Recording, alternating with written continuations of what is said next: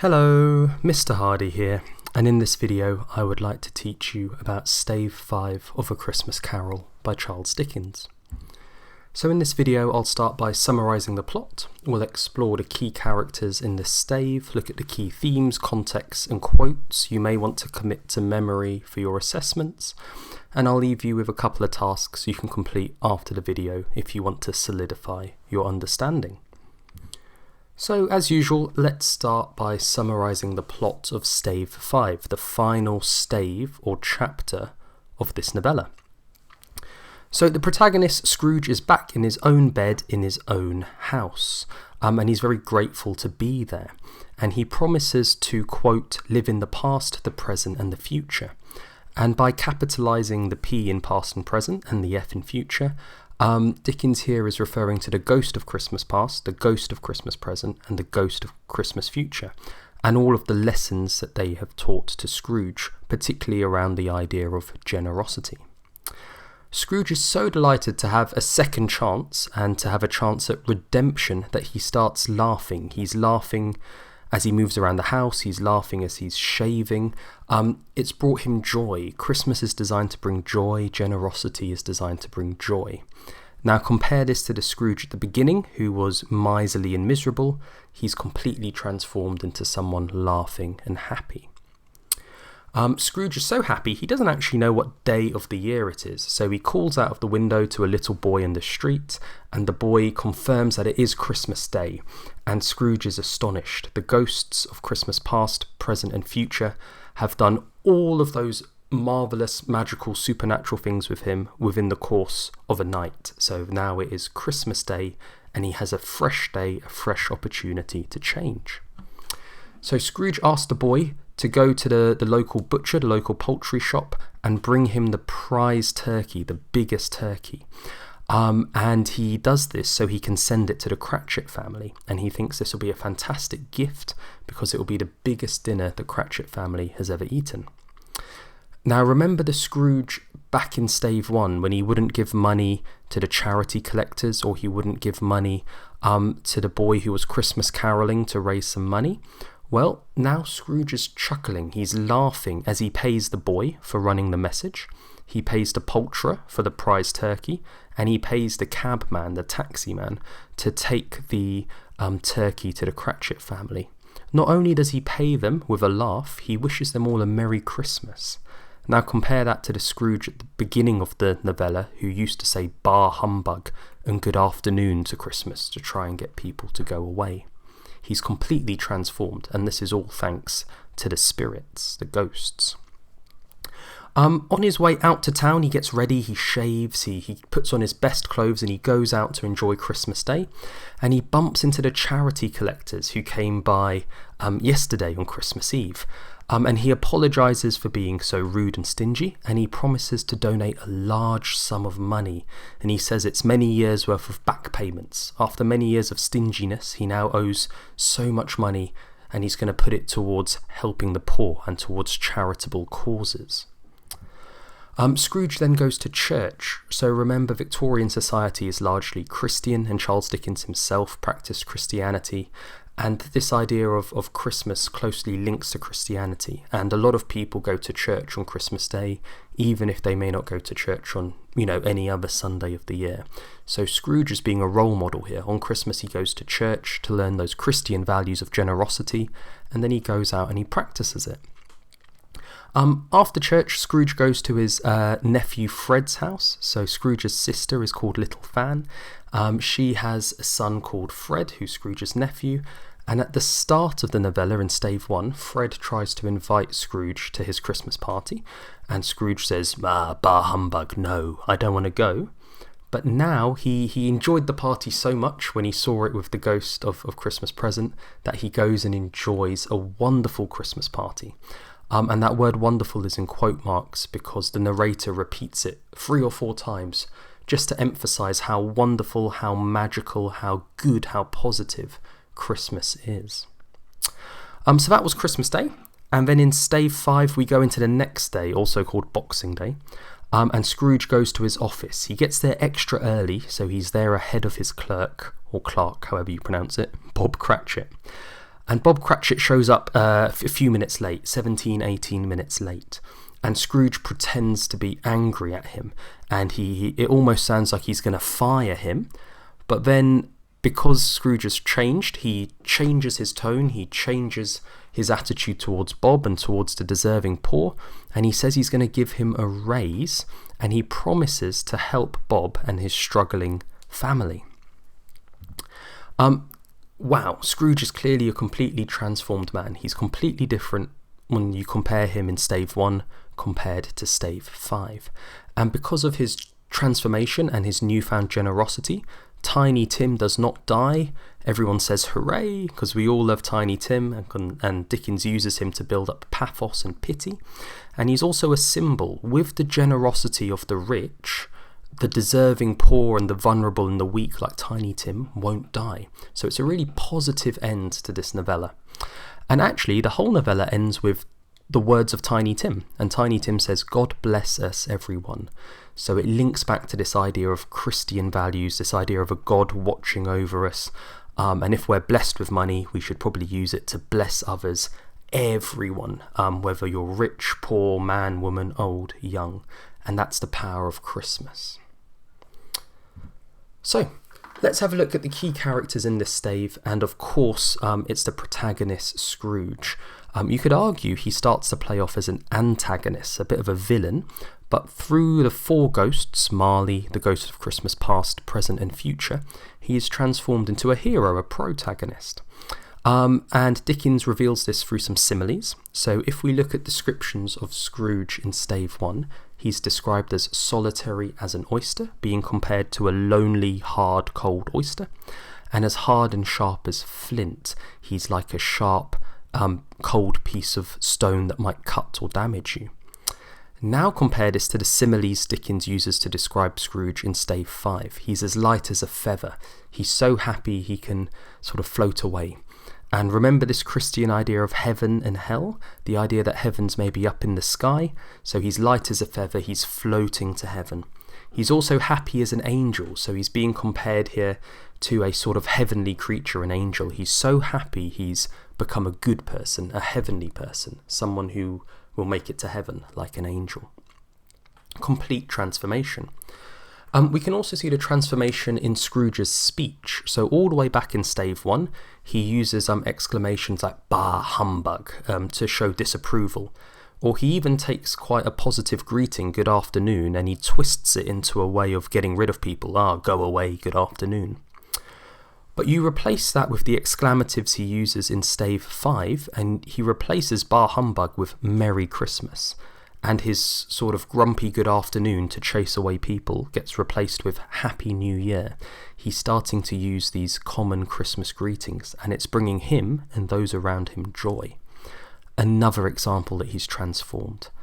I didn't have enough space, but I could have also added Scrooge's actions. His actions in Stave 1 was he didn't give money to the charity collectors, whereas in Stave 5 he donated generously to the charity collectors. Transformation. In Stave 1, he didn't, or he chased away the boy who was Christmas caroling. In Stave 5, he actually goes to church and presumably does some Christmas caroling. So you could also add that in Scrooge's actions, he is completely transformed as a character. I do think Tiny Tim is worth a mention. Dickens uses Tiny Tim to create pathos, pity. And when we learn that Tiny Tim dies with the ghost of Christmas future, everyone who reads this novella is feeling sad. So at the very end, in Stave 5, when we learn that Tiny Tim does not die, thanks to Scrooge's generosity, and that Scrooge is actually like a second father to Tiny Tim, so this idea of family and the value of family, the novella ends on a really positive note, and it's this sweet, happy, positive note that I think Dickens wants to leave his rich Victorian readers. If you use your money to help the deserving poor and those who need it, you will also have this sweet, happy, positive feeling. And Tiny Tim's words actually close out the novella, "God bless us, everyone." And as I mentioned earlier, it sort of hints at this idea of a Christian God blessing people, and that if we follow the advice in the Bible, that we should also be generous and bless others, everyone, regardless of age, race, class, etc. So if we look at the themes, it's surprising it's taken me this long to talk of the theme of Christmas. This novella is called A Christmas Carol. 3 of the ghosts are named with Christmas: Ghost of Christmas Past, Ghost of Christmas Present, Ghost of Christmas Future. Christmas is clearly an important idea that runs throughout this text. And Dickens really uses Christmas as a force for good. We see that when Fred and Fezziwig throw parties, so they're privileged enough to have ample money that they're able to use it to throw parties, to bring people together, to spend time with family and friends and employees and bring joy into people's lives. Christmas is a force for good. We see this with Dickens' model for Christmas, a model that we still use today, the idea of gathering with family and friends, the idea of eating some sort of Christmas meal, maybe like a roast bird with vegetables, the idea of playing Christmas games and singing Christmas songs or carols, going to church. These are all things that modern day people in England still do, and this is based on Dickens' model that he outlines in this novella. And all of those things are seen as a force for good: spending time with family, eating together, singing together, playing together, going to church is all models for good behaviour that will create a good society, according to Dickens. So Christmas is a force for good, and it promotes these Christian values. So you get the word Christ or Christ in Christmas, and it's these morals of generosity and being charitable, and at the end of the day, loving people and helping people. So Christmas is a force for good. And I think Christmas is really there to help value people over money. Christmas is all about gathering together as family and friends, and you're valuing your shared humanity rather than greed and having an excess of money.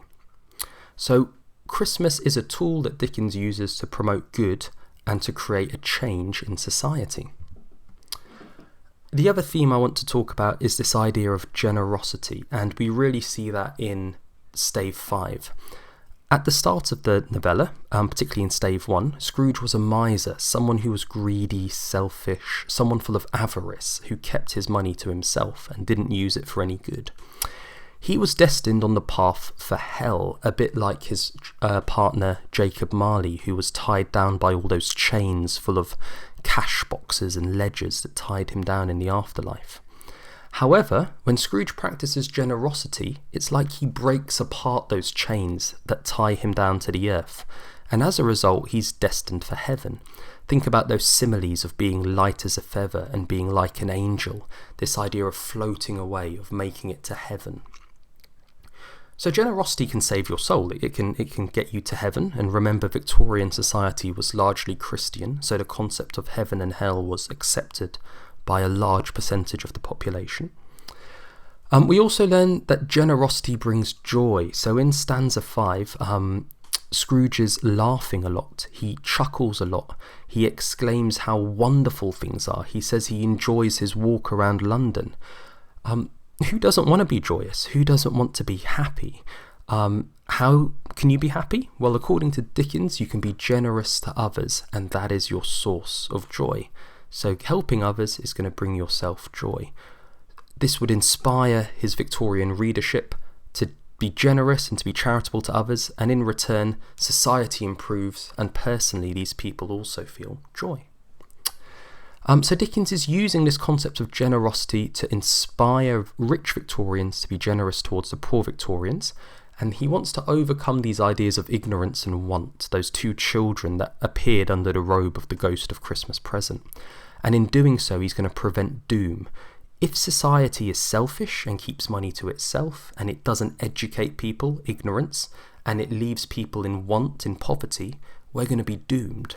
So how do we prevent this doom? Well, the answer is generosity. We're generous with our money, and we set up schools. Dickens set up ragged schools to educate the poor. So now they're no longer ignorant. And we set up charities and donate money. And Dickens himself helped set up many charities that will help the poor Victorians not be in want, to have enough. And by overcoming these things with generosity, we avoid doom as a society, and we live in a happy, positive, fruitful society. So what historical context can we tie in with this?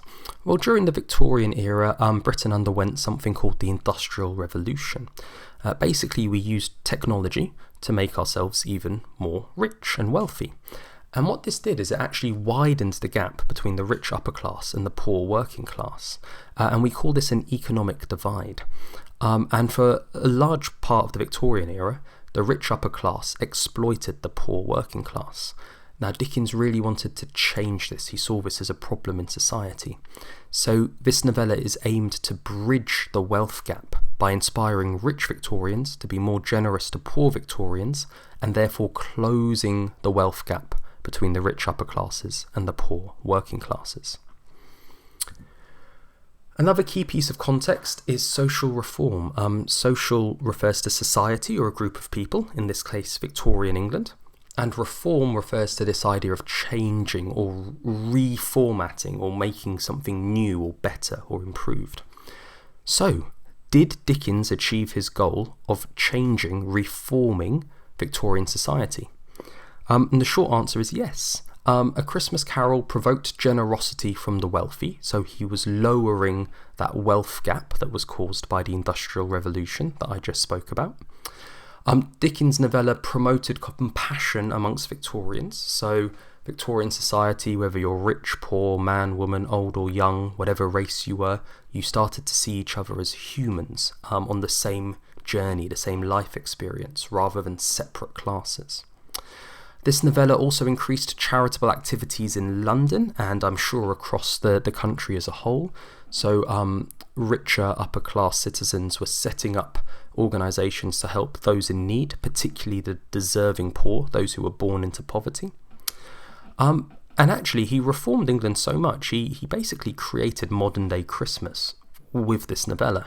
Prior to the novella being published, Christmas wasn't really particularly well celebrated in this country, and now it's become a very important tradition, a day that most people look forward to the most in the calendar, and a day for all those good Christian values such as love, generosity, family and joy. So well done Dickens, mission accomplished. He had started to reform English society through this novella. So what are the key quotes you may want to commit to memory for Stave 5? Scrooge says, "I will live in the past, the present and the future." So what this means is he will learn from his past mistakes, he will learn from what the Ghost of Christmas Present taught him, and he will use this to change the future that was projected before him, and to become a new transformed man, and to live a good life that will get him to heaven. Scrooge also says, "The spirits of all three shall strive in me," all three referring to the ghosts and the lessons they taught him. So what he learnt about his past, what he learnt in the present, and what he learnt about the future, all of those lessons stick with him and help transform him to be a better man. These similes are quite interesting, particularly if you contrast them to the similes Dickens uses in Stave 1. In Stave 5, Scrooge is as light as a feather, as happy as an angel, as merry as a schoolboy. All of these things indicate that he's transformed. Adjectives such as light and happy suggest he's maybe on his way to heaven, so does the noun angel. And words like merry and schoolboy suggest he's full of joy because of his new generous nature. Scrooge has changed his words from bar humbug and good afternoon to phrases such as a Merry Christmas to everyone, a Happy New Year to all the world. These exclamatives show Scrooge's new joy and newfound respect for Christmas. You can also look at that phrase, to all the world. He's not limiting his joy or generosity. He's going to be joyous and generous to everyone. And that's ideally what Dickens wants for his Victorian society.